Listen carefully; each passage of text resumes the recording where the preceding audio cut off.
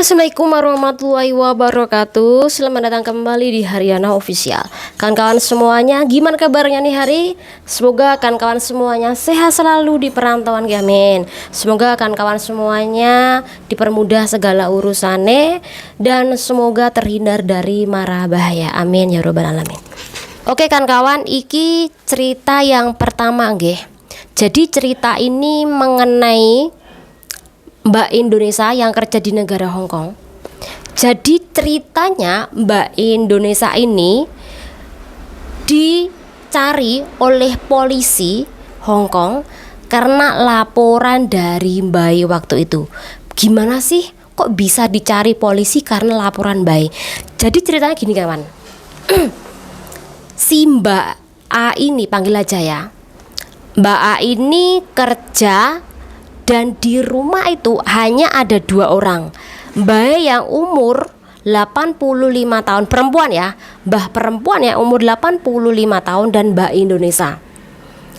Mbah ini selalu berpikiran bahwa ketika cecenya tidak berada di muka dia tepat, berarti dia Mbak ini kalau nggak tidur ya mungkin main HP atau main TikTok atau main Facebook. Nah, pada suatu hari si Mbak ini coba panggil-panggil Mbak berkali-kali dan Mbak ini karena jengkel biasanya dipanggil ini cuma disuruh setor muka, ditanyain kamu lagi ngapain tanpa disuruh kan kawan. Alhasil pada waktu itu dia dipanggil Mbak, dia ini nggak datang-datang kan kawan, bahkan membiarkan panggilan mbahnya ini. Karena Mbak ini merasa, oh kalau ceceku dipanggil tidak nyaut berarti dia sedang titokan. Oh kalau ceceku dipanggil nggak nyaut berarti dia sedang main Facebook. Nah, karena dia dipanggil tidak dengar, alhasil Mbak ini jengkel kan kawan. Karena jengkel, jadi teleponlah Pak Polisi kan kawan.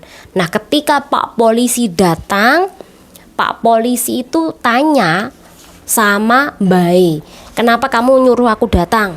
Baru Mbak itu ngomong bahwa ceceku tak panggil-panggil ini tidak nyaut, tidak ada sautan dan tidak ada omongan sama sekali. Aku khawatir dia ada apa-apa. Jadi awalnya tadi dia bilang katanya takutnya dia ini tidak menyaut karena terlalu sibuk main sosial media, tapi ketika ditanya polisi takutnya adalah khawatir dia terjadi apa-apa. Nah pada waktu itu barulah polisi mencari keberadaan Mbak E. Nah ini agak lucu ya kawan-kawan. Setelah dicari-cari, dikorek-korek di mana-mana, baru polisi itu tahu dan melihat Mbak E ternyata lagi tidur di kamar dia kan kawan. Jadi setelah dipanggil berkali-kali, dicari-cari, ternyata Mbak E ini sedang tidur di kamar dia. Nah polisi bilang bahwa mungkin pembantumu itu sedang lelah, jadi dia tidur. Nah karena tugasnya selesai, akhirnya polisi itulah cabut dari rumah mbahnya ini kan kawan. Jadi setelah dapat telepon, ya akhirnya polisi mengetahui keberadaan Mbak dan untungnya ini tidak diinterminitkan kawan. Nah di dalam kasus seperti ini bagaimana sih? Memang ya kan kawan, banyak mbah-mbah itu maafan. Pokoknya kalau nggak yincim itu maafan. Pengennya kamu tuh kalau dipanggil nyaut, pengennya kalau kamu dipanggil itu tuh datang. Kamu sedang apapun itu, bahkan kamu sedang ngising pun yo, kedan nguyuh pun, kalau kamu dipanggil kamu harus datang. Iyalah kalau baik kuwi pendengarannya baik, kalau nggak baik secara otomatis kamu harus mendatangi mbahnya itu ya. Padahal yang ditanyakan itu tidak penting kan kawan. Kamu lagi ngapain? Kamu sedang apa? Kamu cuma disuruh ambil itu. Sebenarnya itu tidak penting, tapi memang dasarnya mbah-mbah itu ya seperti itu kan kawan. Jadi banyak bersabar ya. Kita lanjut lagi sebuah berita. Silakan kawan-kawan simak. Sebuah berita yang lagi rame di stasiun televisi Hong Kong. Jadi ini tentang warga lokal ya. Cuma sekilas saja. Nah, ini yang menjadi pertanyaan kawan dan menjadi kekepoan sampean semuanya. Jadi ceritanya kemarin ada Kungkung umur 76 tahun ini menikahi seorang gadis Cina. Umurnya ini sekitaran 40-an tahun kan kawan. Dan di situ awal pertemuannya adalah di pasar. Jadi mereka ini bertemu di pasar, kemudian mereka ini ngobrol, dan disitulah terjadi kecocokan dalam obrolan. Mbak cerita kalau si perempuan ini membuat dia ketawa dan membuat nyaman, yang akhirnya mereka tuh menikah kan kawan. Nah, ketika mereka menikah, sebenarnya ditentang oleh anak-anaknya mereka. Jadi Mbak ini yang umur 76 tahun ini dilarang sebenarnya sama kelima anaknya. Tapi lagi-lagi si Mbak ini memang sudah terlanjur jatuh cinta sama perempuan ini. Jadi walaupun ditentang tetap saja diterjangkan kawan. Ya akhirnya mereka menikah. Nah, sebelum melakukan pernikahan si Mbak ini dikuras tabungannya oleh anak-anaknya kawan yang berjumlah 4,5 juta dolar Hong Kong. Ini semuanya diambil oleh anak-anak mereka. Jadi diamankan sementara. Nah, ketika menikah, si ceweknya ini meminta uang sebesar 1 juta Hong Kong dolar. Dan alasannya adalah untuk usaha dia. Tetapi ini semuanya tidak jadi dikasih karena uangnya ini sudah terlanjur diambil oleh anak-anaknya. Jadi ketika awal nikah saja itu sudah tidak beres. Perempuan ini minta dibelikan emas-emasan yang banyak banget kan kawan. Nah, ini yang membuat si anak ini curiga, yang akhirnya mengambil semua tabungan atau mengamankan tabungan bapaknya dia ini.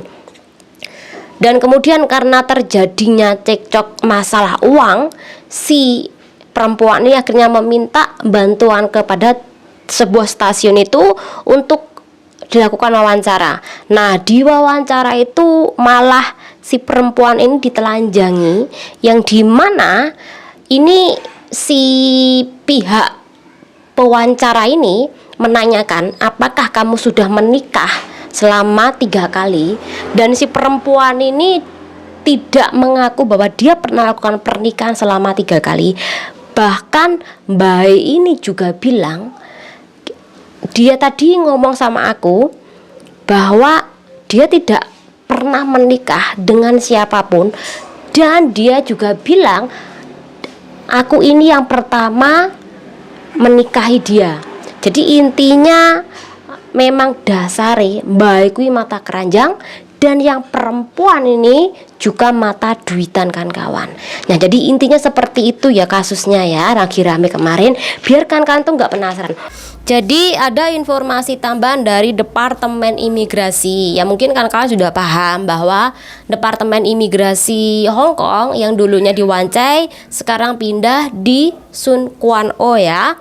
Dan ada informasi tambahan bahwa bagi kawan yang melakukan renew kontrak terbaru yang saat ini masih proses renew kontraknya di Imigrasi Wan Chai, masih bisa mengambil atau memproses di sana.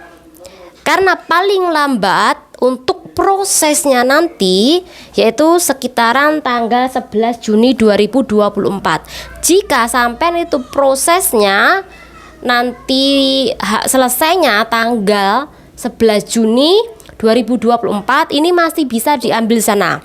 Tapi kalau lebih dari 11 Juni sudah tidak bisa diambil di daerah Wan Chai kan kawan. Begitu juga kalau kawan-kawan saat ini sedang membuat Hong Kong ID terbaru, karena mungkin Hong Kong ID kan kawan hilang atau rusak, kan kawan bisa mengambilnya saat ini di Imigrasi Wan Chai sana. Dan batas maksimal pengambilan di sana lagi-lagi adalah 11 Juni 2024. Kalau kawan-kawan lebih dari tanggal dan bulan tersebut, maka silahkan ambil di Junkwon O ya, Sunwon O. Oke, kemudian lanjut lagi informasi yang kedua kan kawan. Jadi beberapa bulan ini dari April dan Mei, Departemen Kesehatan Negara Hong Kong ini mengumumkan bahwa banyak warga Hong Kong ini terjangkit virus influenza tipe ABC. Channel ini udah membahasnya ya. Dan dipastikan sekitaran Agustus dan September yang terpapar pun bakal banyak, karena bulan-bulan itu adalah awal dari musim dingin. Dipastikan banyak ya yang terjangkit. Jadi silakan kawan-kawan untuk lebih berhati-hati di sekitaran bulan Agustus kemudian September dan seterusnya. Untuk hati-hati dimanapun Anda berada dan tetap jaga kesehatan dan kebersihan. Itu aja informasinya buat kawan-kawan semuanya. Semoga bermanfaat. Channel diri. Wassalamualaikum warahmatullahi wabarakatuh. Bye.